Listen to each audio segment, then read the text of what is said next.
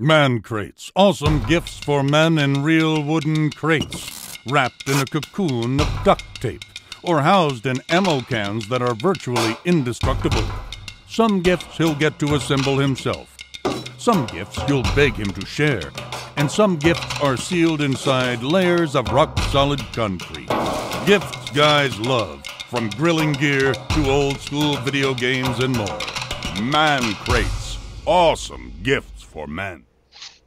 All right, we will head now to Camp Randall, Michigan and Wisconsin. A good start here for Wisconsin. Brad Robbins on to punt. It's a decent one. Nick Nelson lets it bounce. Then he grabs it and makes some guys miss and weaves his way into the end zone. Big-time special teams play for Wisconsin. They go up 7-0. Second and goal for Michigan. Brandon Peters to Donovan Peoples-Jones. Looks like he makes the catch. Ruled incomplete, but looks to me like it's a catch there. So a big mistake there for Michigan. And then on the very next play, an even bigger mistake. Peters rolls out, and he looks, and he ends up fumbling the football as it's recovered by Wisconsin deep in there, so that leads to another for Wisconsin. Brandon Peters then. Michigan does not quit. Deep downfield, Donovan Peoples-Jones deep there, a big pickup. That leads to this. A touchdown there for Michigan, wrapped up by Ben Mason. Michigan now tied here 7-7, and then a big mistake by Wisconsin. Devin Bush intercepts Alex Hornibrook. Big play there. 10-7, leads to a field goal, but Wisconsin does not quit. A.J. Taylor gets the touchdown. And then more bad news for Michigan. Brandon Peters gets hit hard on this play. Wisconsin takes over. That leads to this play here. 14-10, the old end around play into the end zone. Kendrick Pryor scampers into the end zone for the score. Wisconsin goes on to win 24-7, folks. I'm Tom Downey. Alongside me is the Michigan football insider, James T. Yoder. James, quick thoughts on the game that we just saw. Not a good effort there from Wisconsin.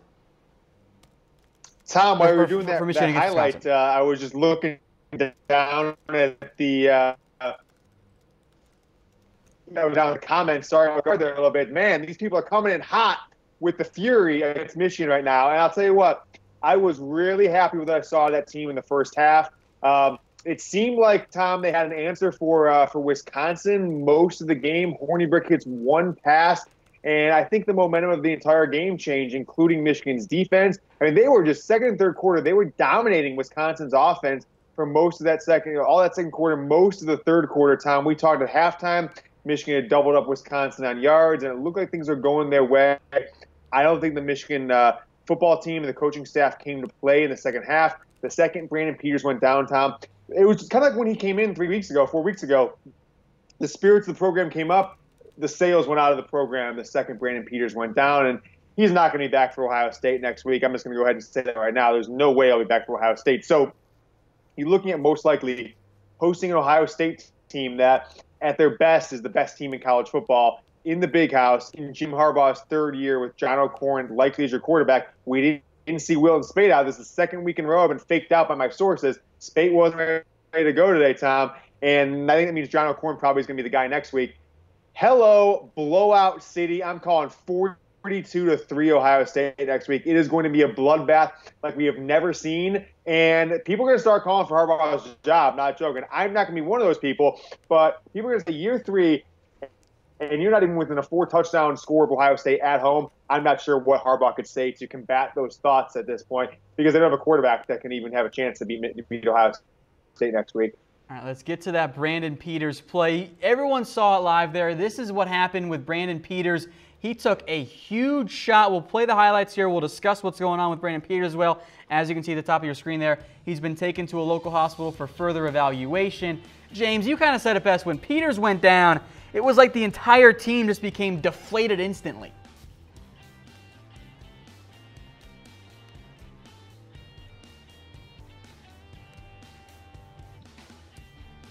It's sad to say the least, but I don't know where they go from here. John O'Corn's not going to get the job done. Yeah. So again, folks, Brandon Peters taken to a local hospital. Kind of like what we believe is going to end up happening here is that what it is that it seems to be a head injury. That's what was reported earlier. Was that Michigan or the Wisconsin doctors alerted the hospital that Peters is being taken in to have some kind of update with his head injury. Reaction poll then here. Was the hit on Brandon Peters dirty? We'll get to that here in just a second, that reaction poll. James, I'm curious, did you think the hit on Peters was a dirty one? I don't know. I mean, I didn't think so in real time, Tom. It's not like he picked him up off the ground and slammed him. He did go through with the tackle. I don't think it was dirty. I think the one Purdue on Speight 7 weeks ago was probably more along the line of dirty, but I don't think that was dirty, in my opinion. I'm curious to see what the fans here think about that one as well, because I didn't think it was dirty either, James. What I kind of likened it to was it kind of was the Anthony Barr hit, like on Aaron Rodgers. That's what I thought it was. Well, hopefully Peters can make a quicker comeback than Rodgers did. But yeah, I don't think it was dirty, Tom. I think you see a lot of angry faces coming across the screen. I'm not sure where the ha-ha in there, maybe the like or something like that, but I see a ton of angry faces coming up the screen. So clearly the people think it's dirty. I'm not so sure, though. I do know it looked more devastating once you saw it in replay. And then the reaction of the Wisconsin player, where he was frantically calling for the trainers to come over, made me believe that Peters was most likely screaming or something like that when he initially got hit, and that's why the Wisconsin player reacted so frantically. And then you see Michigan players; they were kneeling down Tom like he was hurt seriously. You see that when guys tear ACLs or get knocked out, you don't see players taking knees like that for just a minor injury. All right, folks, we'll keep talking about that Brandon Peters injury. We'll get to further updates on that when we have the chance. Once again, today's show brought to you by Man Crates. If you know a guy who needs an awesome gift or maybe a pick-me-up after what we just saw against Wisconsin, head over to mancrates.com to get one today. James, I know that you are a huge fan. Tom, nobody loves Man Crates more than me, okay? We're coming up on Black Friday next week, and it's Cyber Monday. You should go to Man Crates now and then, because it's the best way to get a Christmas gift for guys in your life. I know if I've got to buy one for a father, a brother, a grandfather, nothing gets the job done by Man Crates. I press a button, they get a box full of testosterone jerky and pistachios and Michigan barware that maybe they'll use next week for the Ohio State game if they want to drink away their sorrows, because Michigan's losing that game. But mancrates.com, Tom, is the place to go. You can get the Michigan barware, which I was just drinking some beer out of, trying to get the agony of this loss off my mind. But now I'm on air with you, and we'll go from there. All right, folks, let's get to some of the key plays in this one. We'll start with the first touchdown of the game. It was the punt from Michigan that Wisconsin took all the way back into the end zone. James, what were your thoughts when Nick Nelson made this play after kind of allowing it to bounce, then picking it up and going in for the score? I just thought it was a special teams gaffe. I wonder why Michigan doesn't have a dedicated special teams coach. And I thought it was going to be the difference in the game. And for a while, it looked like it potentially could be. But then Michigan started shutting them down on defense. Michigan's defense started stepping up. And, we sat there. I was thinking, okay, we've got that fumble by Peters. It should be 14-0 going into halftime, Tom. So I felt good going into the second half that Michigan could pull this one out, but it just didn't turn out that way. You saw a key seal block there on the right side. Let's get now to the second one, what was called an incomplete catch by Donovan Peoples-Jones. James, you, me, and producer Harris all agreed this was kind of clearly a catch. Like, we're going to show you the freeze frame of it here. He got his foot in bounds. It was, I'm not sure if it was as evident in real time. I was like, okay, that's not a catch. He's out. And then you watch it, and then you start seeing those frame by frame. It's as close as you could ever get, Tom. But why do they have replay if they don't look at the replay? Everybody in America on Facebook, Twitter, the Chat Sports app was showing this photo that we're going to show that clearly his left foot touched a fraction before his right. You see it right there, Tom. It's clear as day. You can see the white line under his cleats. I'm not sure where the question mark is, and that's what replay's for. So get that call right. And at that point, Michigan's up by a touchdown then, and it's going really well. And the next play, Brandon Peters tries to kind of go for the end zone, fumbles. Wisconsin recovers, and I don't know. You want to get plays like that if you're going to win game, especially if you're going to upset undefeated number 5 team in the country on the road with a redshirt freshman quarterback. It's just like back-to-back plays you got to have. You got to have that touchdown. You can't make that fumble, and Michigan didn't get either one of them. Yeah, very clear there, as you guys see on your screen. That left foot was in, the right foot was still up on the ground there. Let's get now to our next key play then, James. Unfortunately, it came on the very next play as well. It was 3rd and goal after the erroneous call of incomplete catch for Don Peoples-Jones. Brandon Peters will be flushed out of the pocket. He'll roll out to his left. He does not secure the ball properly, and he coughs it up. So instead of getting 7 points, or at least 6 in theory, Michigan ends up with nothing on that drive. It was a momentum changer, Tom. It was brutal. I was spiking my Michigan hat in the ground because I was so mad, because this is the difference of the game. Any Michigan fan who sat there and said that's not going to be the difference of the game is crazy, and they're lying to you. So it was, ultimately the score was 14-point difference. And Tom, if they get this one in, they don't give up that punt return, it's a whole different ball game. But again, this is football. Wisconsin makes the plays just like Ohio State did last year, just like Michigan State did this year, just like Michigan State did in 2015 with that punt block. The story on Jim Harbaugh's tenure at Michigan right now is that statistically they look good, right? I mean, they're not that far off from, if you look at, since he took the job, they've got a better record than any team in the Big Ten other than Ohio State. And he's only 3 games back in the loss column of Urban Meyer. Okay, 3 games, that's 1 game a year potentially. But he had Michigan on the cusp of the playoff last year. But if you look at close games, Tom, he's got the worst close game record of really any coach, any major coach in college football that is making $5 million a year or more. He lost a close one to Michigan State this year, Ohio State last year, Iowa last year, Florida State last year, Michigan State, Utah 2 years ago. So he's a big game coach away from Tom and having like a 35-1 record right now, or 35-2. Penn State and Ohio State 15-17 being the only games he didn't have a chance. So I don't know why that is. Like, he just does not get the job done. This team doesn't get the job done in close games when it counts, and that's going to be the detriment of his coaching career at Michigan if it continues. Let's get back then to the Brandon Peters injury. As you guys can see on your screen, the developing stories they've been taken to the hospital. Here's what happened: an incomplete pass late in the 3rd quarter. It's a 14-10 game, still close. Peters took a shot on this one, James. A huge hit there. We'll talk about whether or not it was dirty as well. When he went down, I don't think there was a more key play in that game, because without Peters, the Michigan offense just fell apart. James, a big blow for Michigan without Brandon Peters. What do you think are Michigan's expectations going forward if they don't have Peters for the Ohio State game and potentially a bowl game as well?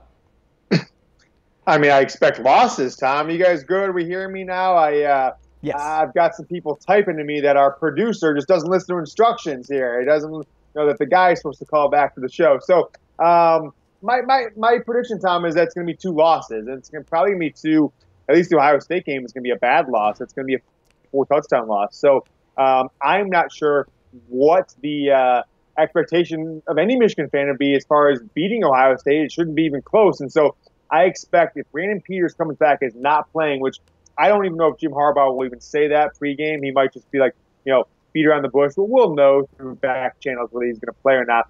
If it's not a fully healthy Wilton Speight, Tom, I am waiting for, it's one of the most somber, boring atmospheres at Michigan Stadium of all time. And I'll tell you what, I made the decision to miss my first Michigan-Ohio State home game since 1987 this year due to some family reasons. We got a young kid and holidays and all that stuff. And I am now glad that I made that decision, Tom. It's the best decision I've made in a long time, because I've seen too many losses at Michigan Stadium recently. Michigan State this year, Michigan State 2 years ago, Ohio State 2 years ago. And I don't want to be there for another bloodbath, to be frank. Reaction poll up on screen right now. Who should Michigan start at quarterback if Peters can't go? Speight, O'Korn, McCaffrey, Malzone. Who do you want to see, James?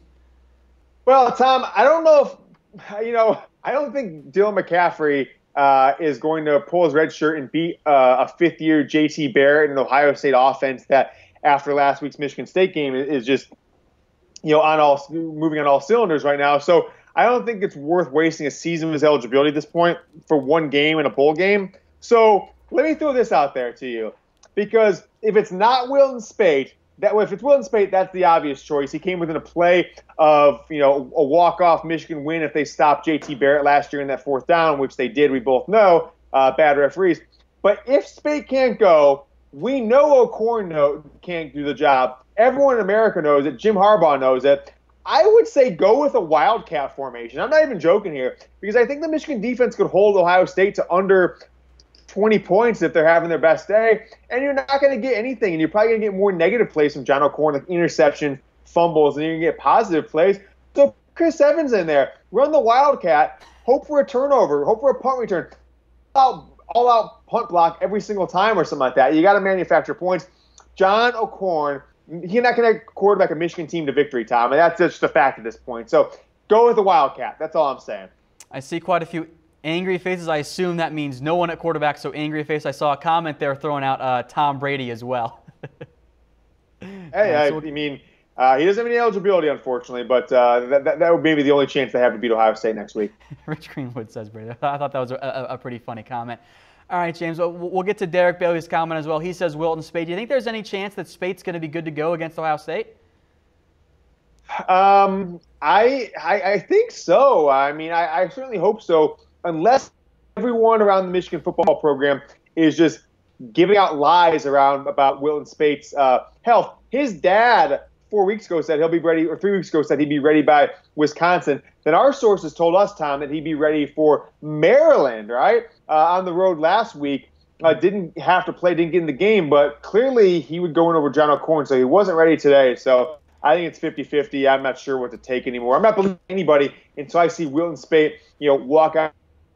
On the flip side of that, Tom, last year he had a collarbone injury. They never confirmed it, but broken collarbone. And he came back in 2 weeks, Tom, from that Iowa game, missed the Indiana game, and then was back for Ohio State. And although you could tell he was limited, he made some key plays in that game that gave Michigan, as good of a chance to beat Ohio State in the road as they'd had in, a decade.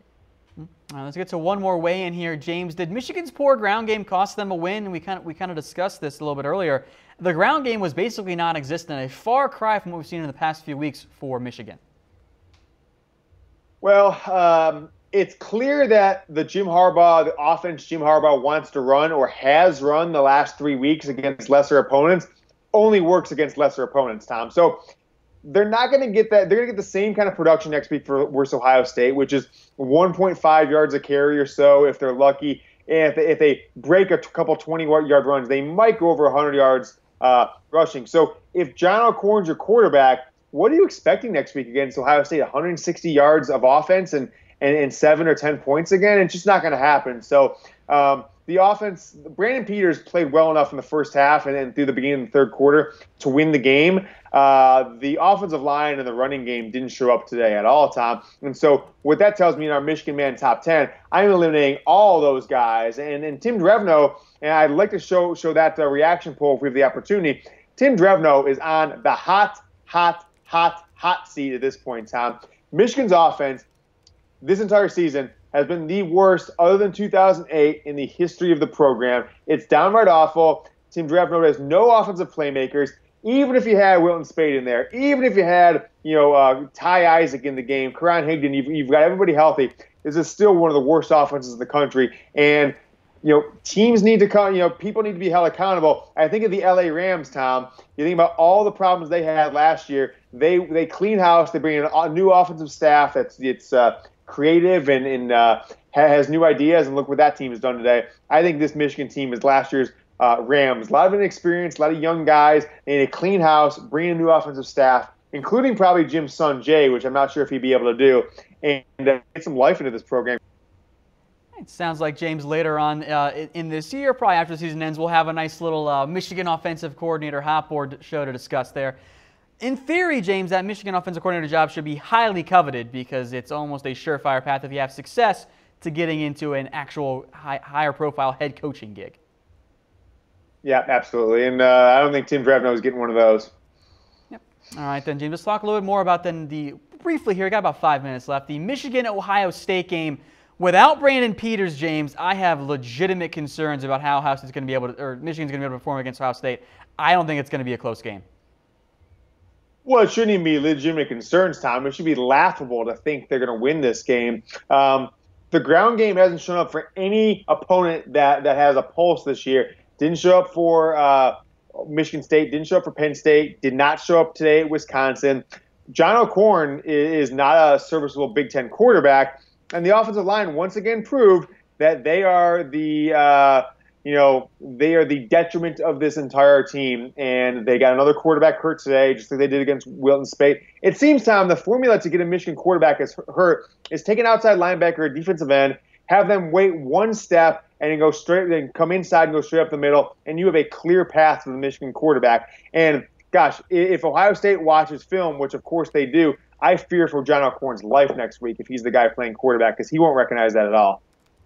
All right, folks, once again, today's show is brought to you by Man Crates. If you know an awesome guy who needs a gift or pick me up after what the Wisconsin game looked like and potentially what the OSU game is going to look like, get him a Man Crate at mancrates.com. James, I know you have the Michigan barware. You're a big fan of it as well. I was going to send the Michigan barware to a few fans, but a few family members who are Michigan fans, Tom. But I don't think they're going to accept it. They probably send it back after the performance we saw today and kind of the trajectory of this program. So maybe they'll want a Lions or a Cleveland Browns barware set, which you can also get at Man Crates. But if you want to buy a gift for a dude, whether it's a family member, coworker, for the ladies, a man in your life, whoever it is, just go to Man Crates. It's the easiest way to buy a gift for dudes that you know they're going to love. So don't get them a tie or a pair of shoes or some Wrangler jeans that they're going to hate. Get them a Man Crates. All right, then one more quick update here for you guys before we sign off. Coach Harbaugh said in his postgame press conference that Brandon Peters did suffer a head injury. The good news is he will be able to fly back with the team. So that's the update there for you guys, that Peters suffered a head injury, should be able to fly back with the team, which is a positive sign for his long-term health. Interesting. That's surprising, Tom. I thought it would be a collarbone, potentially a separated shoulder. So if there is none of that, then there's a small chance he could play next week. All right, folks, that will do it for us today. If you missed anything, including the highlights and the video of that Brandon Peters injury, we're going to play the show over again, so don't go anywhere. But for James, Yoder, producer Harris, I'm Tom Downey. You guys stay classy out there.